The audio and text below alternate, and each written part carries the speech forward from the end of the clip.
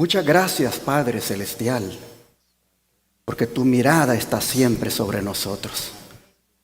Desde cuando estábamos en nuestra casa, tú ya estabas mirando que teníamos esta necesidad de adorarte, de congregarnos, y dispusiste todo para que llegáramos aquí.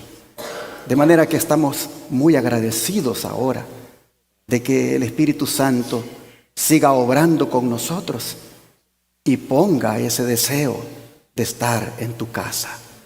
Padre, al estar aquí hoy, como hemos cantado, deseamos que haya un silencio reverente hacia ti, pero que el gozo pueda mostrarse en esas alabanzas y amenes que broten del corazón. Porque hay tanto poder en tu palabra que cuando se lee, toca y dan ganas de decir amén. Así que, Padre, te pedimos que tu Espíritu se mueva en medio nuestro y nos conduzca en esta adoración, rogándote, por supuesto, antes el perdón de nuestros pecados. Invitamos para que te quedes con nosotros hasta el final. Lo pedimos en el nombre de Jesús. Amén. Amén.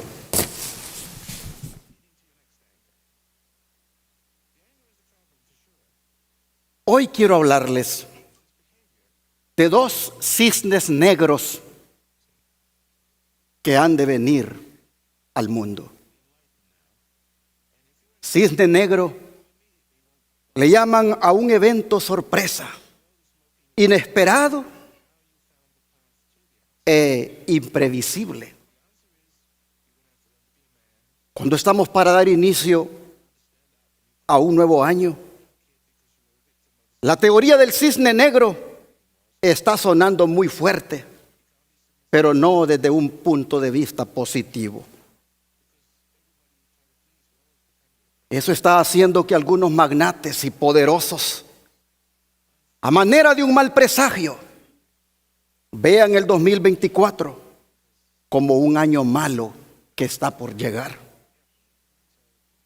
Pero para nosotros, la manada pequeña, como Jesús llama a su iglesia, no debe ser causa de temor. Por eso he titulado el mensaje de hoy: Cisnes negros para 2024, no temáis, manada pequeña. Pero ¿de dónde viene la teoría del cisne negro y quién la inventó? Esta viene de la creencia que tuvieron los científicos por muchos siglos, que todos los cisnes eran blancos. Para ellos era sumamente improbable que existieran los cisnes negros. Esa era una creencia incuestionable, hasta que en 1697, cuando los colonizadores llegaron a Australia, se encontraron con algo sorprendente: que los cisnes negros sí existían. Este acontecimiento lo utilizó el filósofo libanés Nassim Taleb para describir un evento sorpresivo, un suceso inesperado que produce un alto impacto. Según él, un cisne negro rompe con todo pronóstico previsible. Es un valor en la ecuación en la que nadie pensó y llega a ser determinante. Según esta teoría, los acontecimientos sumamente improbables pueden sorprendernos. Y es porque existen muchas cosas que no sabemos, además de las que ya sabemos. El hecho de que algo no sucedió en el pasado no significa que nunca ocurrirá en el presente o en el futuro. Como seres humanos, somos limitados y no logramos prever y prepararnos para lo que puede suceder.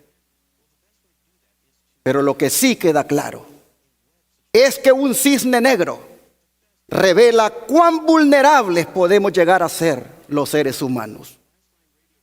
Nassim Taleb señala como ejemplos de eventos tipo cisne negro la Primera Guerra Mundial, el auge del Internet, la computadora personal y los atentados del 11 de septiembre del año 2001. Pero muchos han puesto en esa categoría también la recesión económica del 2008 y la pandemia del COVID-19. Y es que, mis hermanos, así como nadie esperaba el impacto de los eventos y las cosas mencionadas por Nassim Taleb, tampoco nadie esperaba el colapso bancario que hubo en el 2008 y su sucesiva cascada en toda la economía, como tampoco nadie esperaba una pandemia de grandes proporciones como la que hemos vivido. De manera que ante las amenazas de los cisnes negros que dicen que vendrán, debemos prepararnos para lo peor, porque las cosas no van a mejorar. El mundo ya no será igual. Por eso es bien difícil decir feliz año nuevo en estos tiempos. Lo mejor sería decir que a pesar de todos los peligros que traiga este nuevo año, deseo que Dios te bendiga. ¿Y cuáles son esos posibles cisnes negros que algunos esperan? Que nos lo diga las Naciones Unidas. Ellos dicen que al mundo le esperan diferentes crisis. Le espera un fenómeno climático grave, riesgos pandémicos, un fenómeno con agentes biológicos, disrupción de los flujos mundiales de bienes o personas, disrupción en el ciberespacio o la conectividad digital global, un fenómeno grave en el espacio ultraterrestre y un suceso imprevisto tipo cisne negro. Y cuando la ONU lo dice, ellos saben por qué lo dicen. Es más, ellos están pronosticando que si no se evitan estos peligros, hay la posibilidad de que millones de personas desaparezcan de este planeta.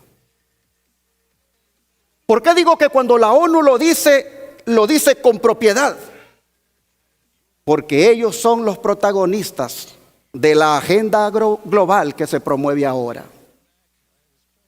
Por eso los medios de noticias nos están alertando de un colapso económico que se avecina en este año, trayendo pérdidas en todos los niveles. Como dije, magnates hasta están vendiendo sus acciones porque saben que viene una situación económica grave. Pero mientras los medios de prensa hablan y hablan del colapso económico que ha de llegar este año, otros hablan de una pandemia más mortífera que la del COVID-19, que dicen podría llegar muy pronto. Como también una crisis energética de grandes proporciones que ocasionará déficit y escasez, afectando el transporte, las empresas, hospitales y hogares. Pero a esto se le agregan las interminables guerras que se pensaba que serían cortas, como las de Rusia y Ucrania, pero que se ha prolongado tanto contra todo pronóstico, sumando la de Israel y el grupo palestino Hamás y otras que están en curso. Guerras que lo único que traen es muerte, dolor y daños colaterales en el mundo. Pero por si esto fuera poco, nunca se había hablado tanto de la amenaza que existe de un ciberataque. Algo que afectaría todo lo que se mueve a nivel tecnológico. ¿Y qué es lo que se mueve a nivel tecnológico? Todo, enteramente todo. Desde los vehículos personales y de carga, tanto terrestres como aéreos, la industria, hospitales, establecimientos comerciales, guarniciones militares, escuelas, universidades, estaciones eléctricas y petroleras, el suministro de agua, cadenas alimenticias, etcétera, etcétera. Todo se maneja hoy tecnológicamente.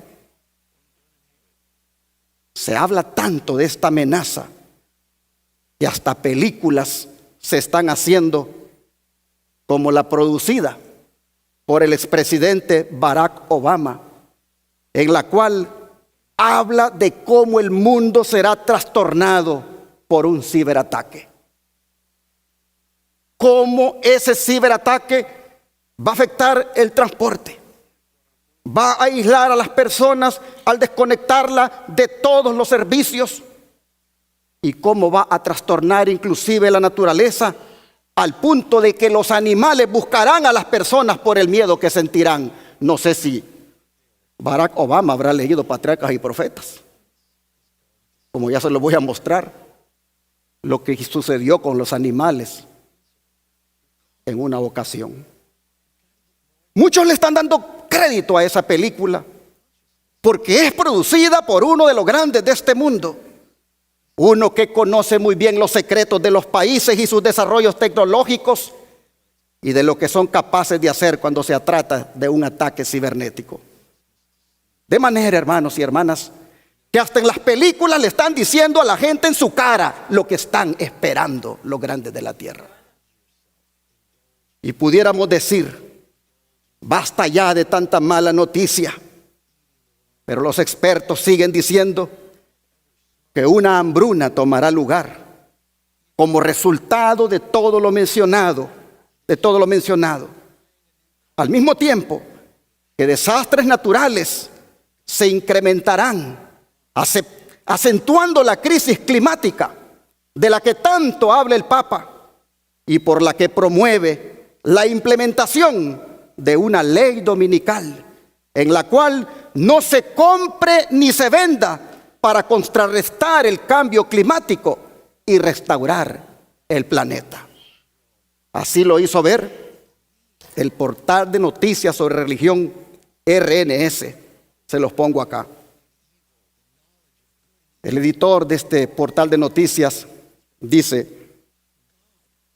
en mi columna anterior argumenté que el enfoque del Papa Francisco sobre el cambio climático, centrado en la cultura, es muy superior a pasar inmediatamente a enfoques legislativos, como el reciente lanzado Green New Deal, que no tiene ninguna posibilidad de aprobarse. Uno podría preguntarse con razón sobre los detalles de lo que Francis tiene en mente. Las leyes exigen ciertas acciones específicas. El cambio cultural, además de ser a menudo más difícil de nombrar y definir, requiere más trabajo y paciencia. La receta de Francis para el cambio de cultura ecológica se produce principalmente en su encíclica Laudato Si, la de mayo de 2015. En ese documento magistral, Francis insiste con razón en que la existencia de leyes y regulaciones no funcionará para frenar los comportamientos que producen el cambio climático por sí mismos. Para que las leyes produzcan los efectos necesarios a largo plazo, la mayoría de los miembros de la sociedad deben estar adecuadamente motivados para aceptarlos y transformados personalmente para responder. Esto, en su opinión, requiere lo que él llama una conversión interior profunda. A veces lo llama más específicamente una especie de conversión ecológica. Debemos adoptar un enfoque de menos es más y anticonsumismo de la vida que nos llevará a trascender las ansiedades poco saludables por estar atrapados en la cultura de consumo. También debemos celebrar el descanso, especialmente de comprar y vender, enfocándonos de nuevo en guardar el sábado. ¿Qué les parece?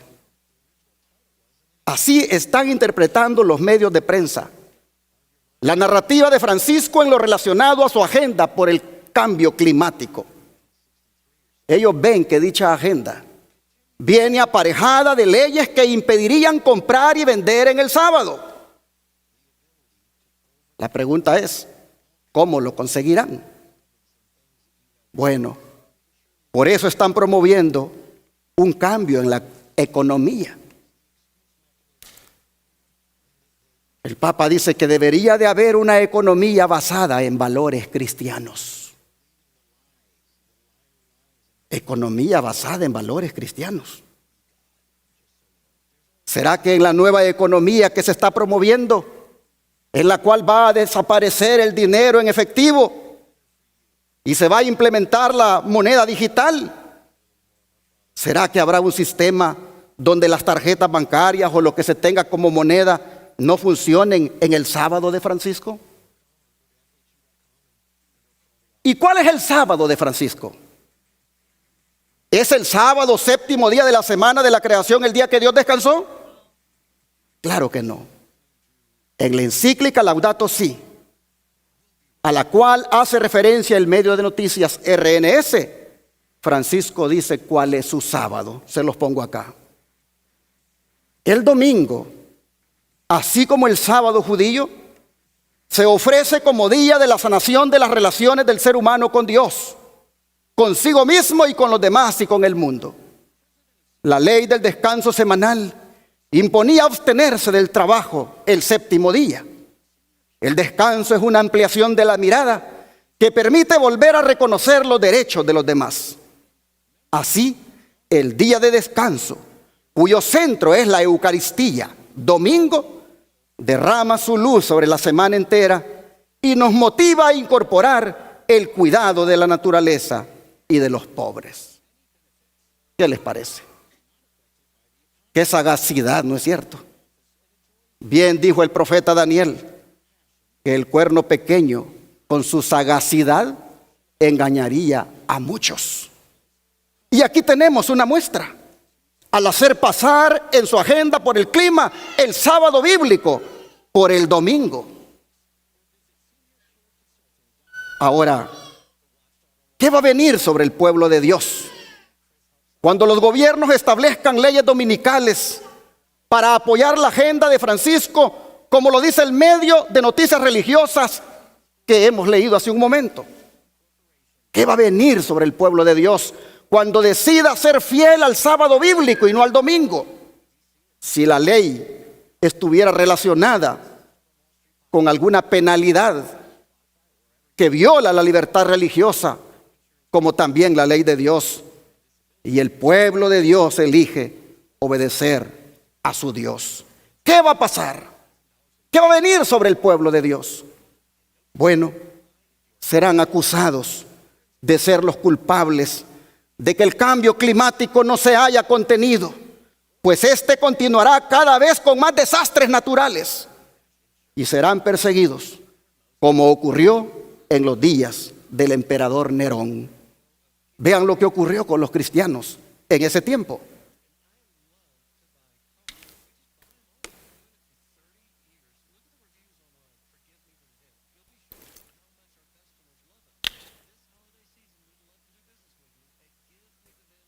Dice, estas persecuciones que empezaron bajo el imperio de Nerón, cerca del tiempo del martirio de San Pablo, continuaron con mayor o menor furia por varios siglos.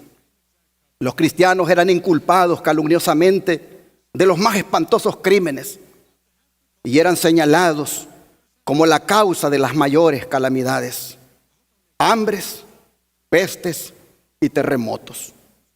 Como eran objeto de los odios y sospechas del pueblo, no faltaban los delatores que por vil interés estaban listos para vender a los inocentes. Se los condenaba como rebeldes contra el imperio, enemigos de la religión y azotes de la sociedad. Conflicto de los siglos, página 38. ¿Se dan cuenta, hermanos? A los cristianos se les culpó de los desastres naturales, pero esto se volverá a repetir en el final de los días. Pues vean esta otra declaración. Satanás producirá enfermedades y desastres, al punto que ciudades populosas sean reducidas a ruinas y desolación. Ahora mismo está obrando. Ejerce su poder en todos los lugares y bajo mil formas. En las desgracias y calamidades de mar y tierra, en las grandes conflagraciones, en los tremendos huracanes y en las terribles tempestades de granizo, en las inundaciones, en los ciclones, en las mareas extraordinarias y en los terremotos. Destruye las mieses casi maduras y a ellos siguen la hambruna y la angustia. Propaga por el aire emanaciones mefíticas y miles de seres perecen en la pestilencia. Estas emanaciones mefíticas son esos gases, son esos malos olores que aparecen y que al respirarlo dañan la salud. Estas plagas, dice, irán menudeando más y más y se harán más y más desastrosas. La destrucción caerá sobre hombres y animales. La tierra se pone de luto y se marchita. Desfallece la gente encumbrada de la tierra. La tierra también es profanada bajo sus habitantes, porque traspasaron la ley, cambiaron el estatuto y quebrantaron el pacto eterno. Y luego el gran engañador persuadirá a los hombres de que son los que sirven a Dios los que causan esos males. La parte de la humanidad que haya provocado el desagrado de Dios lo cargará a la cuenta de aquellos cuya obediencia a los mandamientos divinos es una reconvención perpetua para los transgresores. Se declarará que los hombres ofenden a Dios al violar el descanso del domingo, que este pecado ha traído calamidades que no concluirán hasta que la observancia del domingo no sea estrictamente obligatoria, y que los que proclaman la vigencia del cuarto mandamiento, haciendo con ello que se pierda el respeto debido al domingo y rechazando el favor divino, turban al pueblo y alejan la prosperidad temporal. Los que honran el sábado de la Biblia serán denunciados como enemigos de la ley y del orden, como quebrantadores de las restricciones morales de la sociedad y por lo tanto causantes de anarquía y corrupción que atraen sobre la tierra los altos juicios de Dios. Sus escrúpulos de conciencia serán presentados como obstinación, terquedad y rebeldía contra la autoridad. Serán acusados de deslealtad hacia el gobierno. Los ministros que niegan la obligación de observar la ley divina predicarán desde el púlpito que hay que obedecer a las autoridades civiles porque fueron instituidas por Dios. En las asambleas legislativas y en los tribunales se calumniará y condenará a los que guardan los mandamientos. Se falsearán sus palabras y se atribuirán a sus móviles las peores intenciones. Así el conflicto inminente, ese libro en las páginas 72 a las 74, se explaya en contarnos cómo se repetirá la historia que se dio allá en los días de Nerón, el emperador romano. Que de la misma manera como aquellos cristianos se les culpó de los desastres naturales, también se le va a culpar al pueblo remanente en el tiempo final de los desastres naturales que estén ocurriendo. Hermanos y hermanas, si ustedes se fijan, en esta declaración claramente se mira que el cambio climático no se va a contener. Los desastres van a seguir unos a otros y no será porque los guardadores del sábado tengan la culpa. Será porque el mundo le ha dado la espalda a la ley de Dios y están guardando un día que Dios no les ha mandado. Pero los apóstatas dirán lo contrario. Dirán que es por culpa de los guardadores del sábado que se niegan a reconocer la santidad del domingo. Pero para muchos, hablar de esto ahora es hablar de un cisne negro.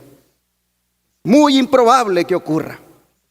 Es más, le suena como teoría de conspiración, como una locura de Elena White. Pero eso mismo dijeron de los profetas cuando hablaron de las cosas improbables que vendrían, como eventos tipo cisne negro. Un ejemplo de eso lo tenemos en Génesis capítulo 6.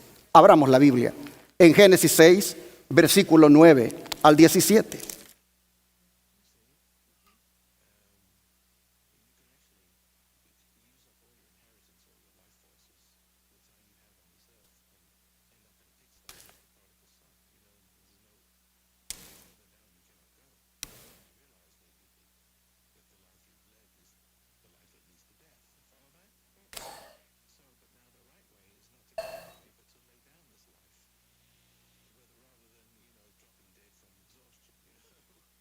Dice así la Escritura.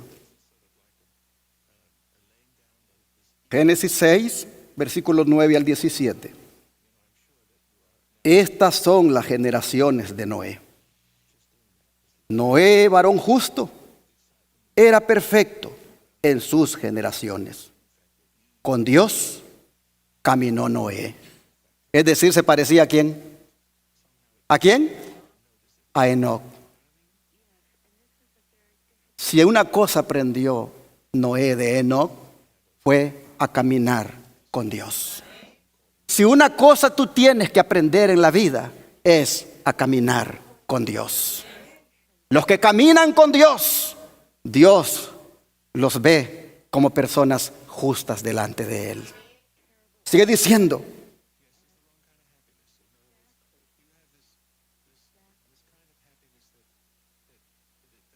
A ver dónde me quedé. El 10. Y engendró Noé 3 hijos, a Sem, a Cam y a Jafet.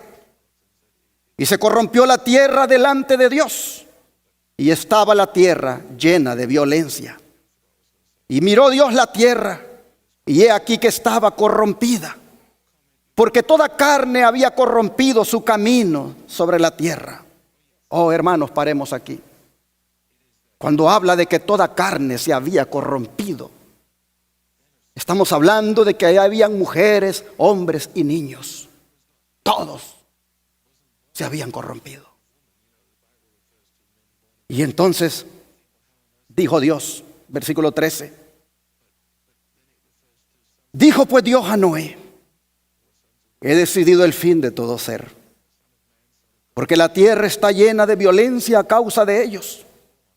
Y he aquí que yo los destruiré con la tierra. Hazte un arca de madera de gofer. Harás aposentos en el arca y la calafatearás con brea por dentro y por fuera. Oh, hermanos, paremos aquí.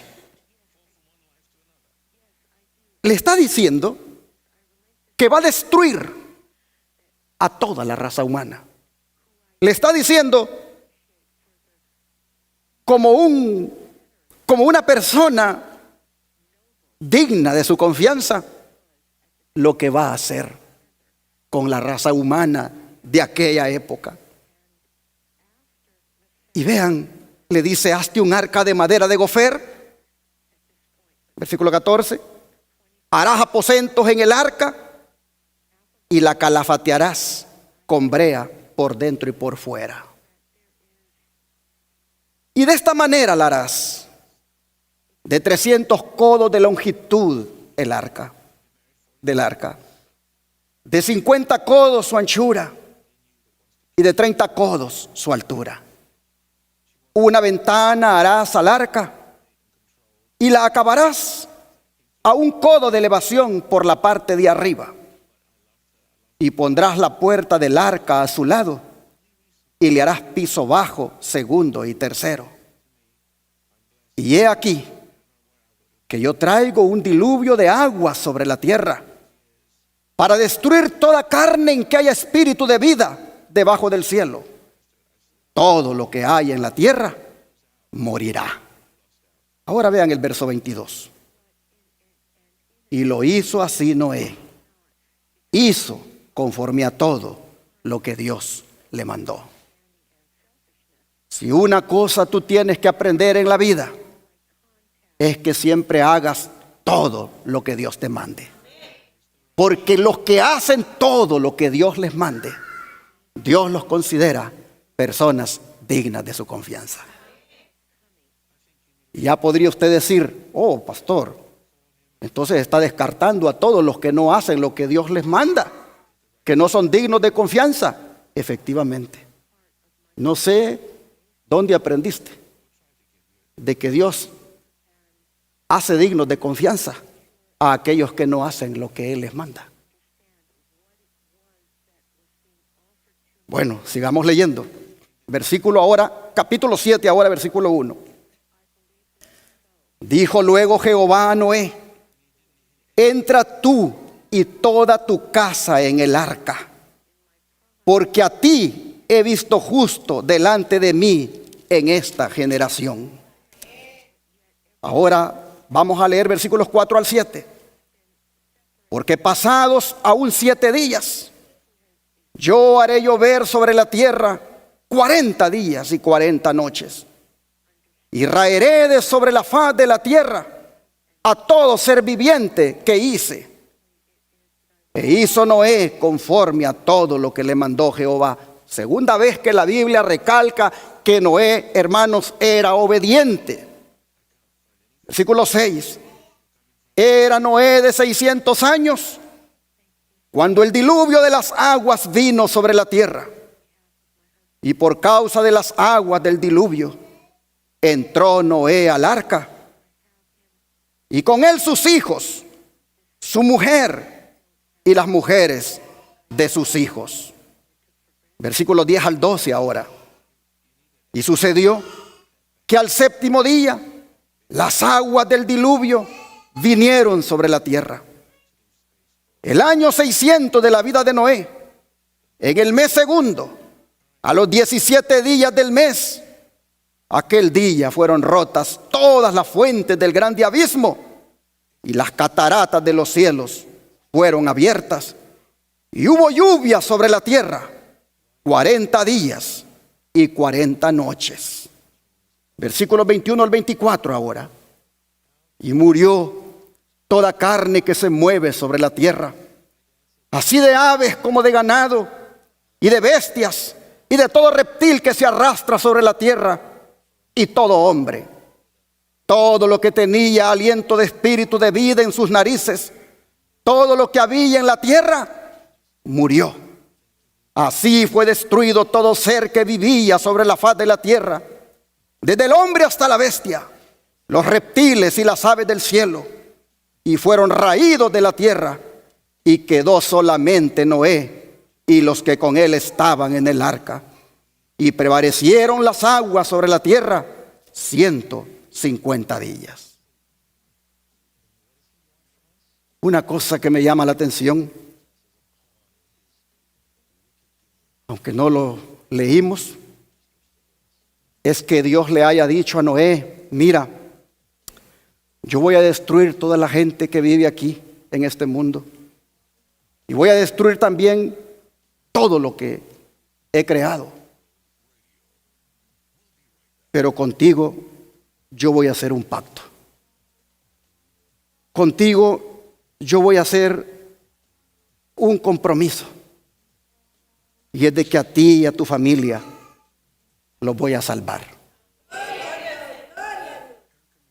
Pero me llama la atención que les diga que lo va a salvar a él y su familia, que le diga que lo va a salvar a él y su familia, pero que de todas maneras se construya un arca. ¿Cuál es el mensaje que nos da eso?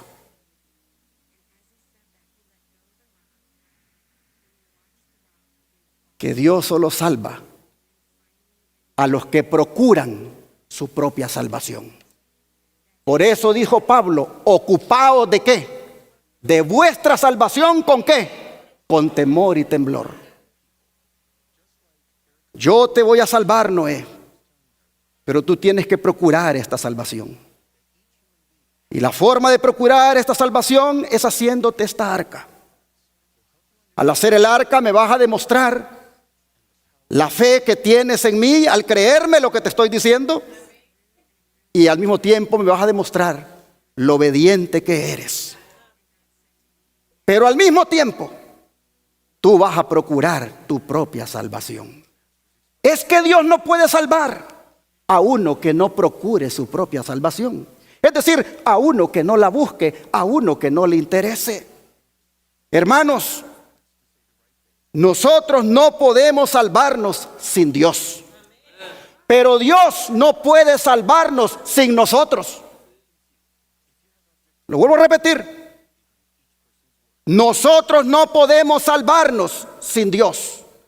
Pero Dios no puede salvarnos sin nosotros.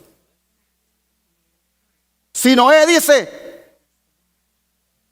pero mucho trabajo hacer esa gran arca que me estás pidiendo. Solo somos pocos los que creemos en esto. Pero Noé, hermanos, ¿qué dice la Escritura? E hizo todo como Jehová le mandó. Y en 2 ocasiones le dice, y lo hizo todo como Jehová lo mandó. Noé fue un hombre que empezó la obra y terminó la obra. Cuando él hubo completado la obra, ¿qué dijo Dios? Entra con tu esposa, entra con tus hijos, entra con tu familia. Solo son 8, pero entren. El Señor tuvo que cerrar la puerta porque el tiempo de gracia se le había acabado a la sociedad antediluviana y ya nosotros conocemos la historia. Quiero llamar su atención a la frase,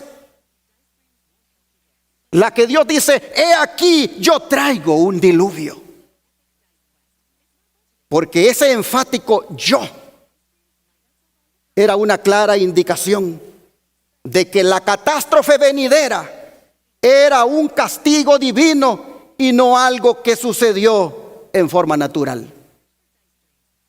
¿Podría catalogarse aquel evento como un cisne negro? Sin duda que sí. Si tomamos en cuenta que para entonces nunca había llovido, sino que un rocío regaba la tierra, era improbable que ocurriera lo que Dios decía. Se requería fe para creerlo, y eso es lo que Noé manifestó. La Biblia dice que Noé se salvó porque le creyó a Dios de cosas que aún no se veían. ¿Cisne negro? Claro que sí. ¿Improbable de que ocurriera? Claro que sí.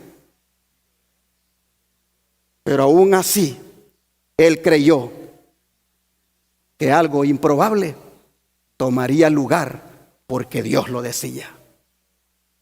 El don de profecía me encanta. Yo cuando veo esta historia, yo siento como que aquí deberían dejar una película de esto. Es que qué vívida esta descripción.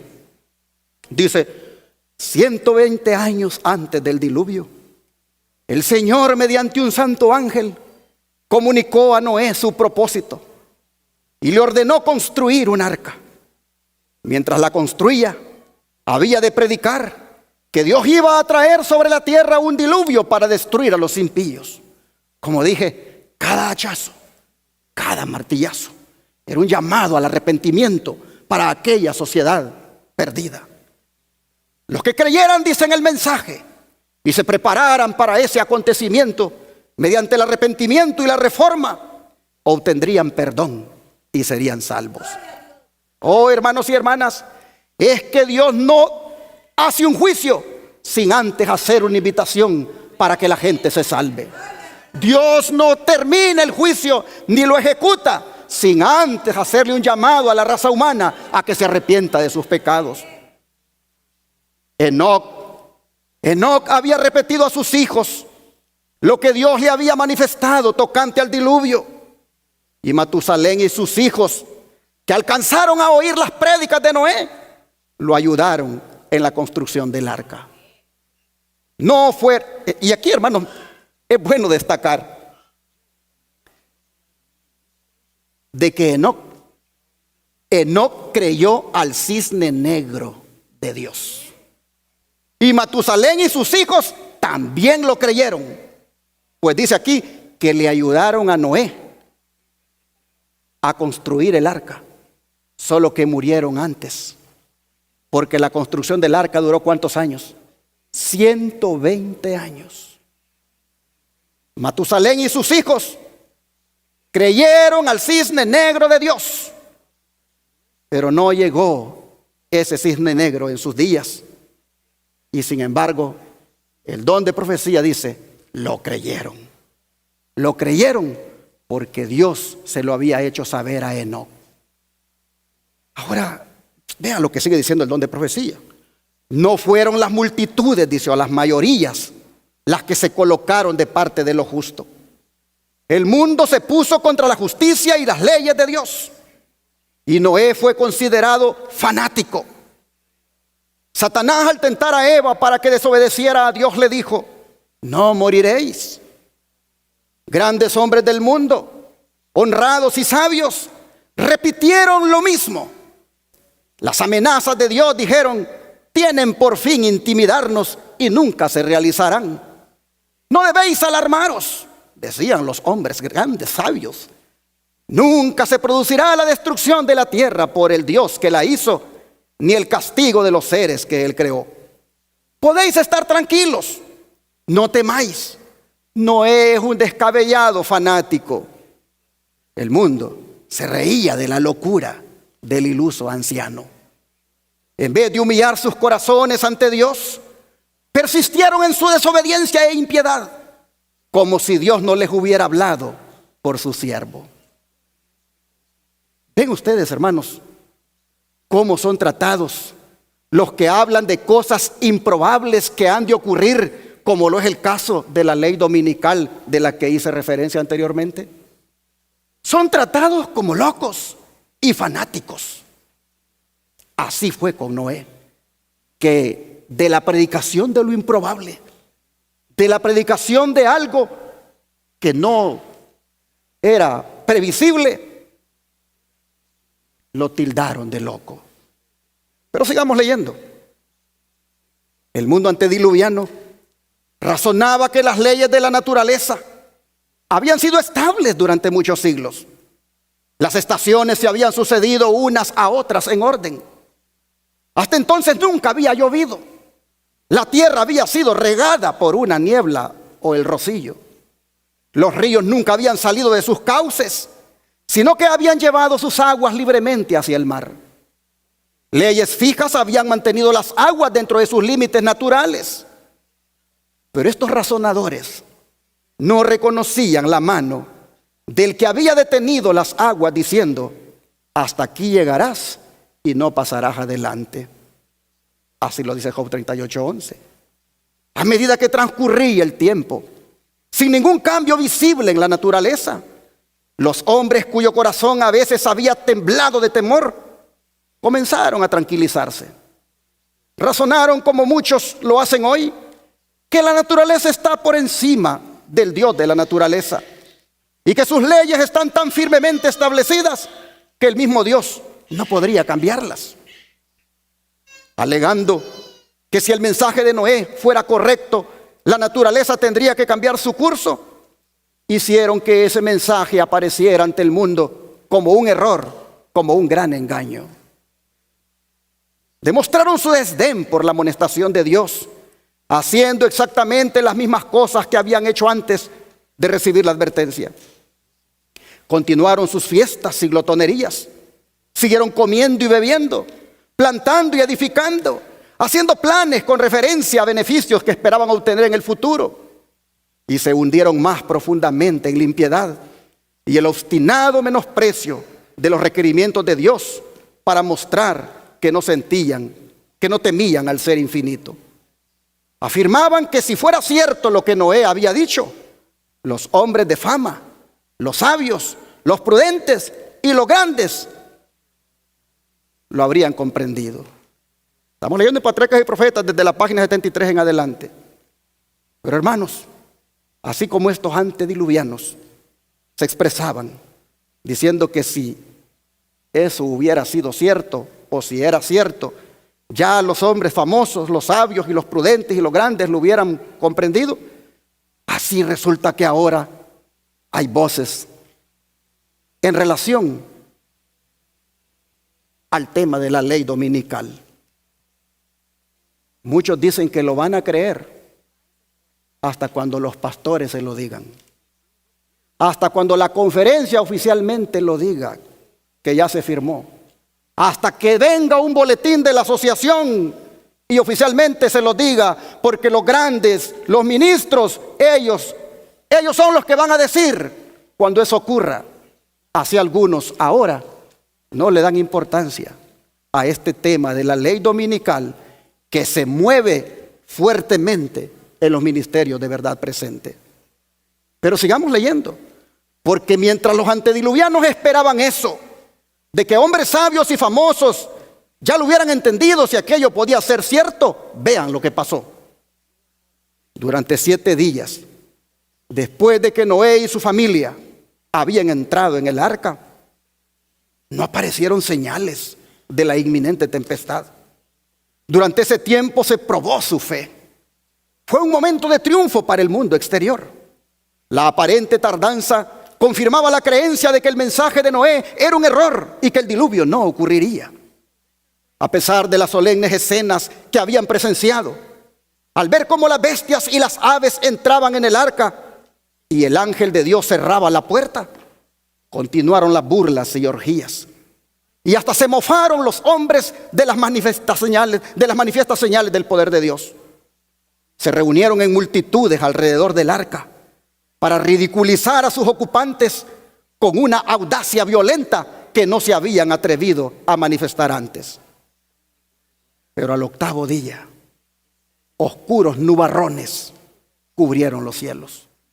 Y comenzó el estallido de los truenos y el centellear de los relámpagos. Pronto, grandes gotas de agua comenzaron a caer. Nunca había presenciado el mundo cosa semejante, y el temor se apoderó del corazón de los hombres. Todos se preguntaban secretamente: ¿será posible que Noé tuviera razón y que el mundo se halle condenado a la destrucción? El cielo se oscurecía cada vez más y la lluvia caía más aprisa. Las bestias rondaban presas de terror y sus discordantes aullidos parecían lamentar su propio destino y la suerte del hombre. Entonces fueron rotas todas las fuentes del gran abismo y abiertas las cataratas de los cielos. El agua se veía caer de las nubes, cual enormes cataratas. Los ríos se salieron de madre e inundaron los valles. Torrentes de agua brotaban de la tierra con fuerza indescriptible, arrojando al aire a decenas de metros macizas rocas que al caer se sepultaban profundamente en el suelo. La gente presenció primeramente la destrucción de las obras de sus manos. Sus espléndidos edificios, sus bellos jardines y alamedas donde habían colocado sus ídolos, fueron destruidos por los rayos y sus escombros fueron diseminados. Los altares donde habían ofrecido sacrificios humanos fueron destruidos y los adoradores temblaron ante el poder del Dios viviente y comprendieron que había sido su corrupción e idolatría la que había provocado su destrucción. A medida que la violencia de la tempestad aumentaba, árboles, edificios, rocas y tierra eran lanzados en todas direcciones. El terror de los hombres y los animales era indescriptible. Por encima del rugido de la tempestad podían escucharse los lamentos de un pueblo que había despreciado la autoridad de Dios. El mismo Satanás, obligado a permanecer en medio de los revueltos elementos, temió por su propia existencia. Se había deleitado en dominar tan poderosa raza y deseaba que los hombres viviesen para que siguieran practicando sus abominaciones y rebelándose contra el Rey del cielo. Ahora lanzaba maldiciones contra Dios, culpándolo de injusticia y de crueldad. Muchos, como Satanás, blasfemaban contra Dios y si hubieran podido, le habrían arrojado del trono de su poder. Otros, locos de terror, extendían las manos hacia el arca, implorando que les permitieran entrar. Pero sus súplicas fueron vanas. Su conciencia despertó por fin y se convencieron de que hay un Dios en los cielos que lo gobierna todo. Lo invocaron con fervor, Pero los oídos del Creador no escuchaban sus súplicas. En aquella terrible hora vieron que la transgresión de la ley de Dios había ocasionado su ruina. Pero si bien por temor al castigo reconocían su pecado, no sentían verdadero arrepentimiento ni verdadera repugnancia hacia el mal. Habrían vuelto a su desafío contra el cielo si se les hubiera librado del castigo. Así también, cuando los juicios de Dios caigan sobre la tierra antes del diluvio de fuego, los impíos sabrán exactamente en qué consiste su pecado, en haber menospreciado su santa ley. Sin embargo, su arrepentimiento no será más genuino que el de los pecadores del mundo antiguo. Algunos en su desesperación trataron de romper el arca para entrar en ella, pero su firme estructura soportó todos esos intentos. Otros se asieron del arca hasta que fueron arrancados de ella por las embravecidas aguas o por los choques con las rocas y los árboles. Todas las fibras de la maciza arca temblaban cuando era golpeada por los vientos inmisericordios, y una ola la arrojaba a la otra. Los rugidos de los animales que estaban dentro del arca expresaban su miedo y dolor. Pero en medio de los revueltos elementos, el arca continuaba flotando con toda seguridad. Ángeles muy poderosos habían sido enviados para protegerla. Los animales expuestos a la tempestad corrían hacia los hombres como si esperaran ayuda de ellos. Por eso les dije, ¿será que Barack Obama ha leído Patriarcas y Profetas? Porque en su película que ha producido justo pone ese elemento, donde cuando el ciberataque toma lugar y hay trastorno en la naturaleza, los animales vienen a buscar a la gente porque ellos mismos están asustados. Pues hermanos, en los días del diluvio ocurrió eso.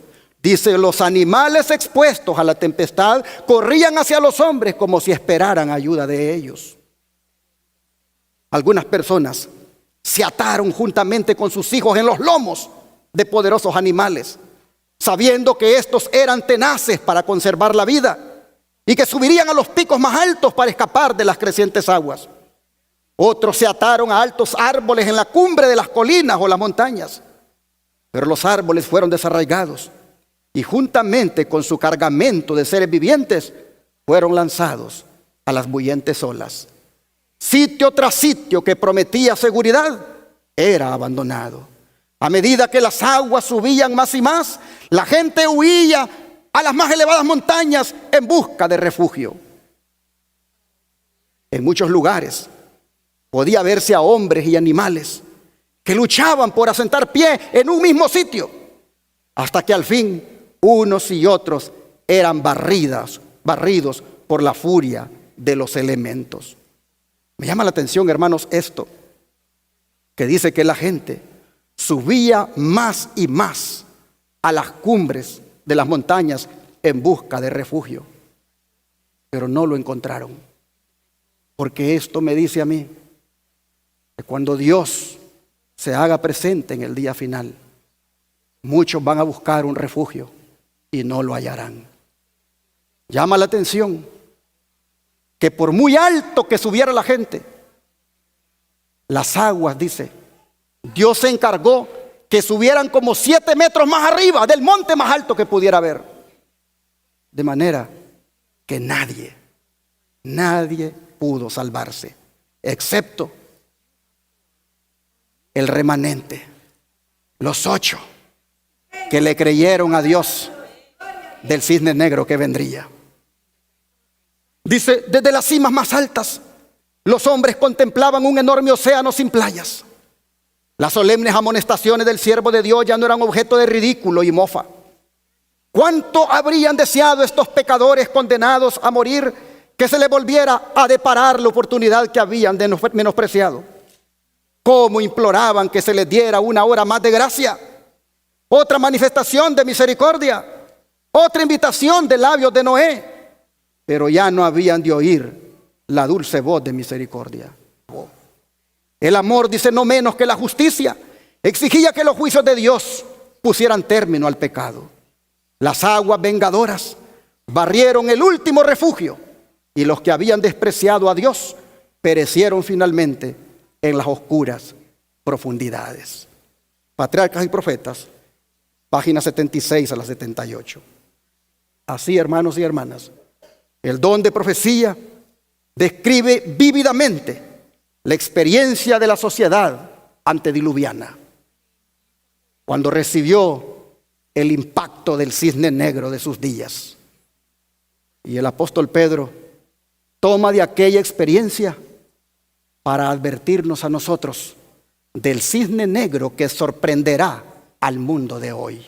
Leamos 2 de Pedro, capítulo 3, versos 5 al 7.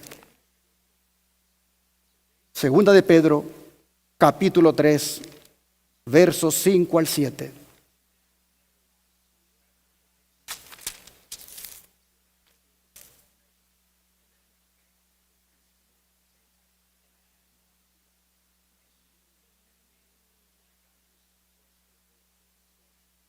Estos ignoran voluntariamente que en el tiempo antiguo fueron hechos por la palabra de Dios los cielos y también la tierra, que proviene del agua y por el agua subsiste, por lo cual el mundo de entonces pereció anegado en agua.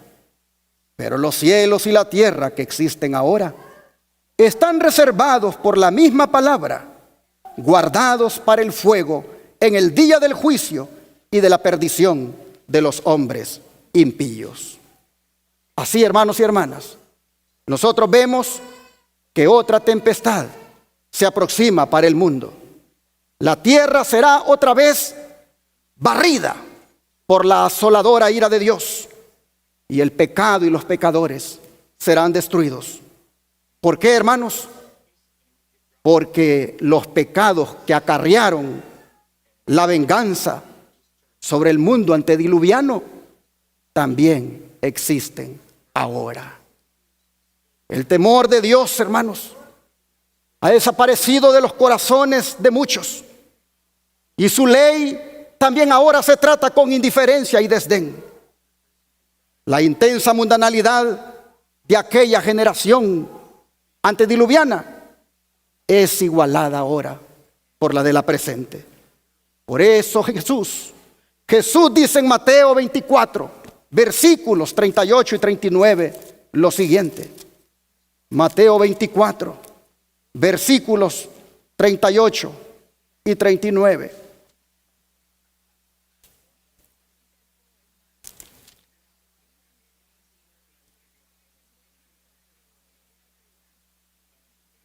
Vamos a leer desde el 37. Mas como en los días de Noé, así será la venida del Hijo del Hombre.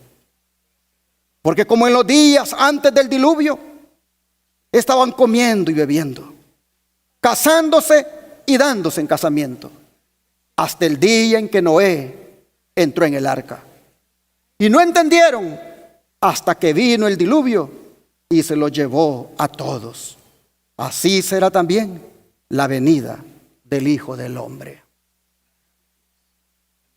Hace falta oír más sermones de esto.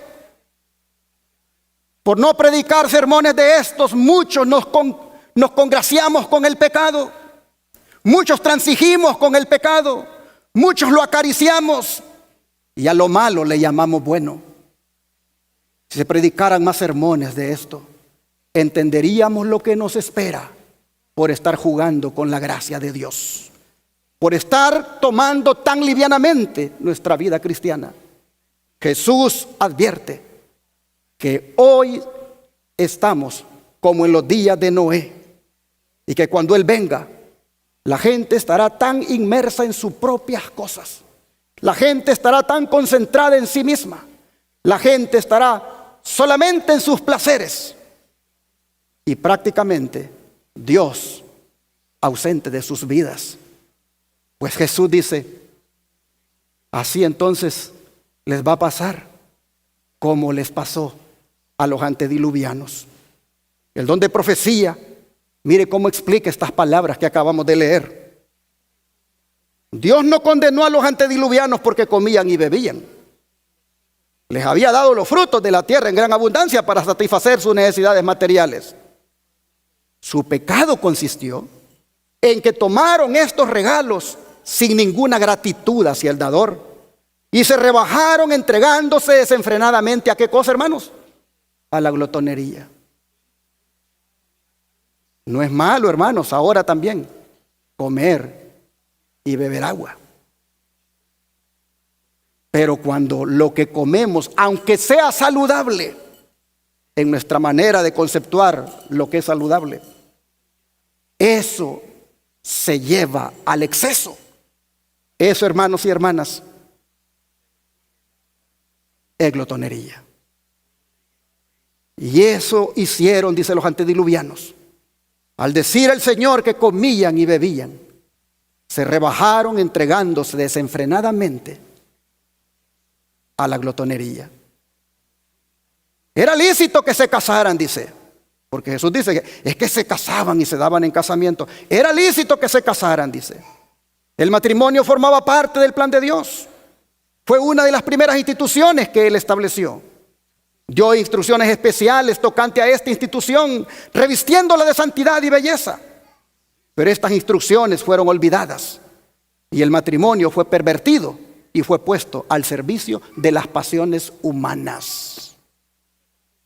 Se degradaron aún en lo que es oficial. Se degradaron aún en lo que Dios aprueba.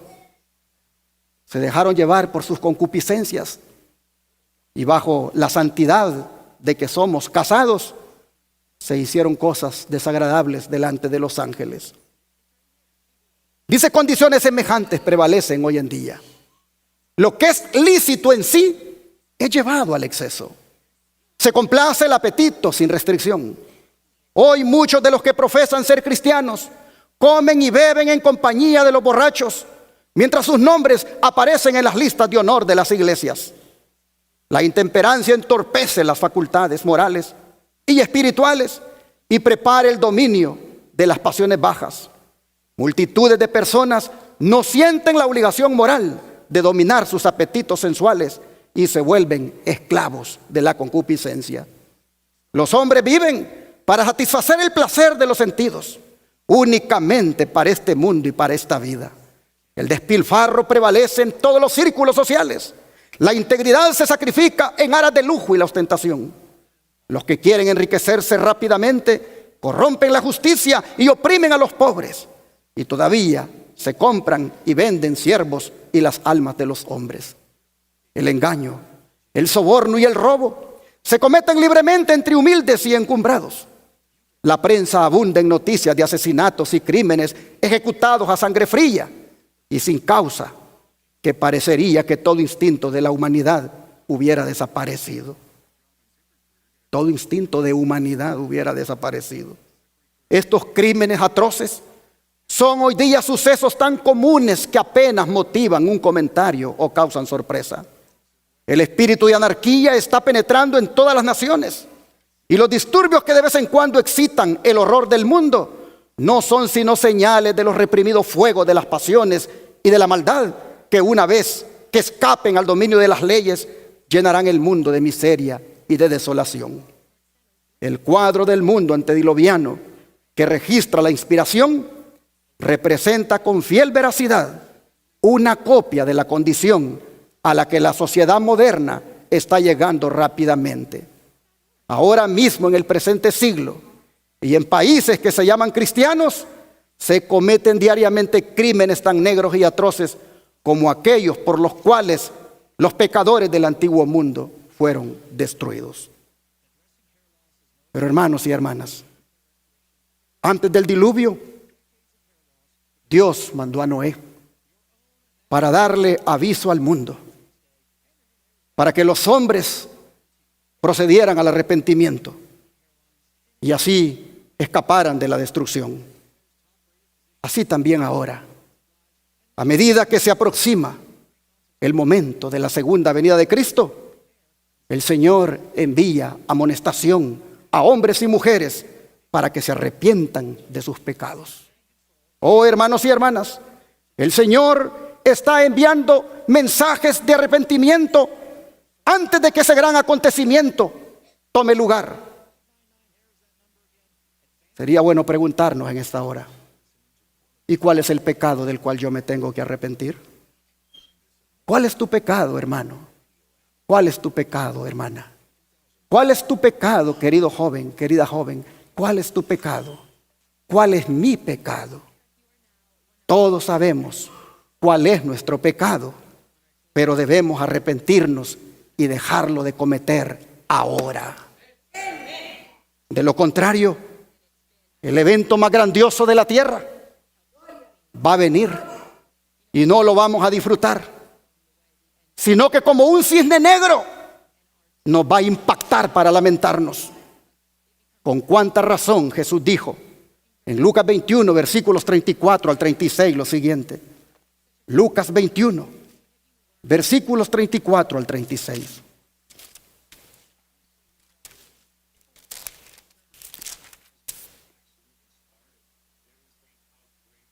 Mirad también por vosotros mismos, que vuestros corazones no se carguen de glotonería y embriaguez y de los afanes de esta vida, y venga de repente sobre vosotros aquel día. Porque como un lazo vendrá sobre todos los que habitan sobre la faz de toda la tierra.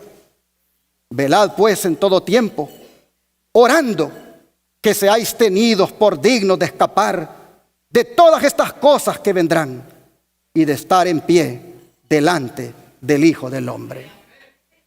Hermanos y hermanas, Jesús dice que hay que mirar que nuestras mentes no estén entorpecidas. Los corazones de los que Él habla aquí, que no estén cargados de glotonería y embriaguez, no son los corazones que bombean sangre, sino que es el asiento de las facultades del hombre, la mente. El Señor está diciéndonos: miren, que sus mentes no estén entorpecidas. Porque, hermanos y hermanas, con lo que comemos y bebemos, muchas veces la mente se entorpece al punto que no discernimos entre lo bueno y lo malo. Por eso, hermanos y hermanas, muchos, aunque no les gusta la reforma pro salud, deberían de darse a la tarea de este año ponerla en práctica. Deberían este año proponerse como algo elevado de andar conforme a la luz que hemos recibido tocante a la reforma pro salud.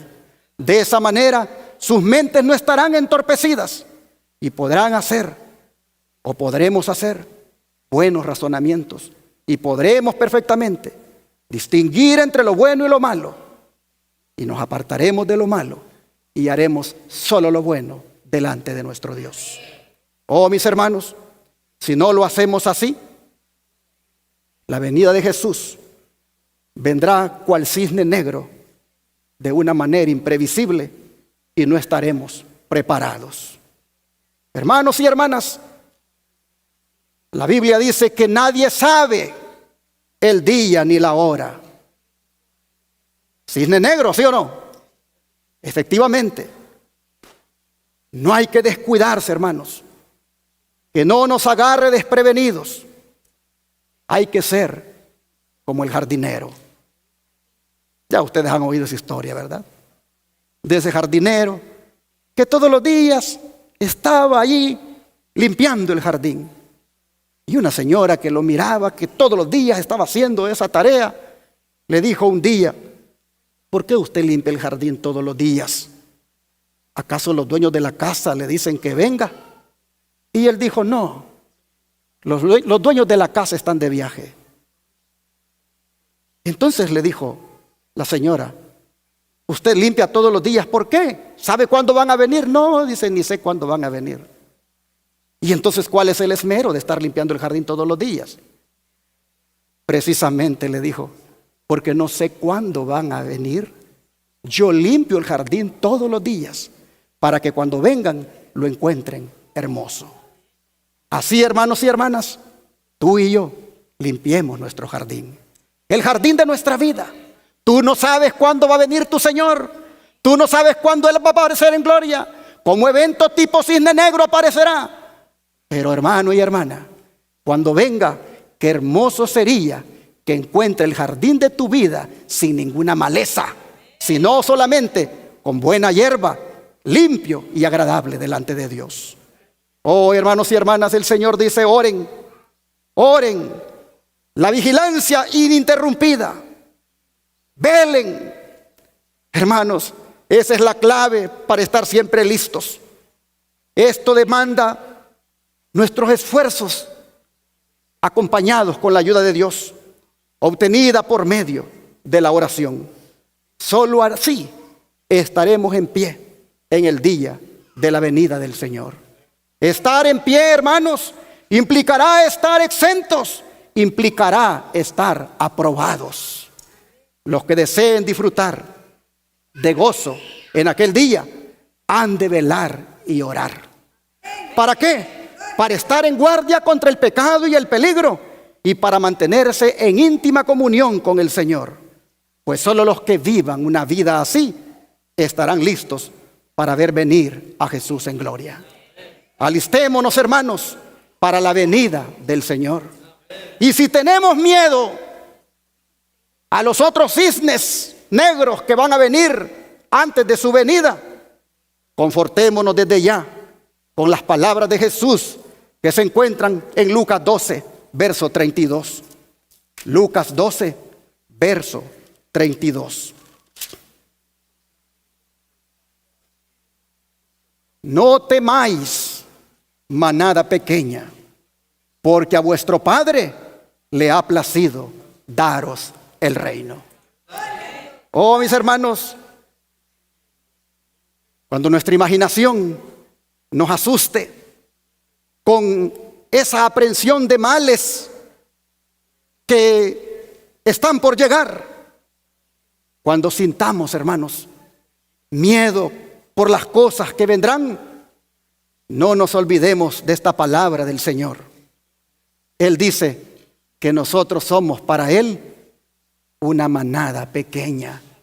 En otras palabras, hermanos, somos su rebaño y Él es nuestro pastor. Y Él no descuida ninguna de sus ovejas. Acordémonos, mis hermanos, que podemos estar aquí en este mundo como una manada pequeña en medio de lobos, pero siempre al cuidado del buen pastor. Ojalá, mis hermanos, que con este texto nosotros podamos enfrentar los desafíos del 2024. Ojalá que con este texto nosotros vayamos por el mundo, vayamos por la vida, enfrentando lo que ha de venir con el pensamiento de que yo soy de la manada pequeña y que a mi Padre le ha placido darme el reino de Dios. Oh, hermanos y hermanas, ojalá que todos aquí podamos ser fieles a Cristo en este otro año 2024 y que nos mantengamos firmes en los caminos del Señor. Que avancemos sin temor, sabiendo que los ojos de Jehová están sobre los justos y atentos al clamor de cada uno de ellos. Que Dios les bendiga y que podamos de esa manera ir de victoria en victoria.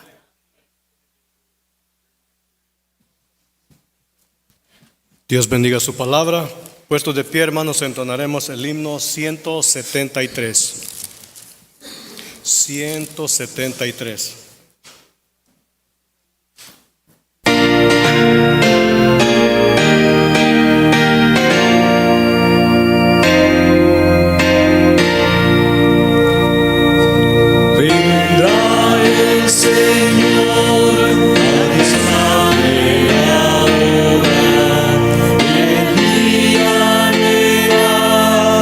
Será aurora, oh siervo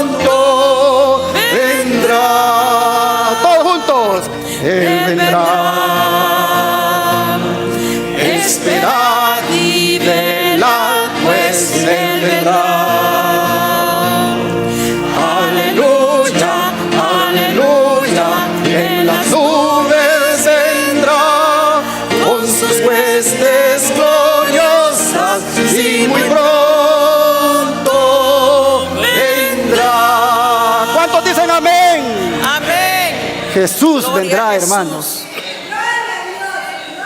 Cual cisne negro, Bendito Dios. imprevisible, sin saber cuándo, pero Él vendrá. Amén. Y Él vendrá para llevárselo a usted y a mí. Bendito Dios.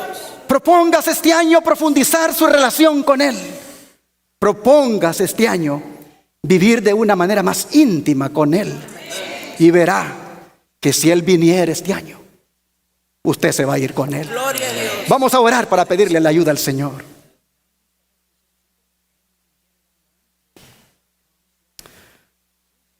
Amado Padre,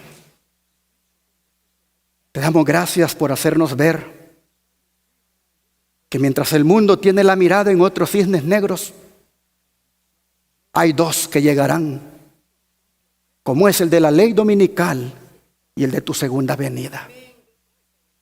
Oh Padre, ¿estamos preparados? Claro que no. Hemos estado, Señor, acariciándonos a nosotros mismos. Hemos estado relajándonos. No hemos estado viviendo a la altura de esos dos grandes eventos que cual cisne negro llegarán en el tiempo tuyo y en la manera tuya. Solo te pedimos, Señor, que nos perdones nuestra negligencia, que nos perdones nuestra actitud con la cual hemos venido llevando la vida cristiana. Este año, Padre, ha sido un año de altas y bajas en nuestra vida, pero reconociendo la solemnidad del tiempo y reconociendo que eventos solemnes tomarán lugar y que el riesgo de la vida está latente, que los peligros se cernirán, oh Señor, nos humillamos delante de ti y te pedimos perdón. Te rogamos, Padre, que todos aquí procedamos al arrepentimiento de nuestras malas obras, de nuestros malos pensamientos, de nuestras malas miradas, de nuestros malos sentimientos, de nuestras mundanalidades y de todo aquello que ha sido desagradable delante de tus ojos. Oh Señor, te rogamos que ese arrepentimiento sea obrado por ti en nuestro corazón y que podamos así ser personas nacidas de nuevo. Oh Padre, en esta hora nos encomendamos como pueblo en tus manos. Hagas con nosotros tu voluntad. Te entregamos, Señor, nuestras facultades. Nos ponemos a tus órdenes para hacer lo que tú nos mandes. Te pedimos, Señor, que podamos estar atentos a tus órdenes y que no nos rebelemos a ninguna de ellas. Danos, oh Dios, por obra y gracia tuya, esa unción del Espíritu Santo para que nuestra vida pueda ser una vida prosperada y bendecida. Gracias. En tus manos de amor nos ponemos, te lo pedimos y lo agradecemos en el nombre de Jesús. Amén.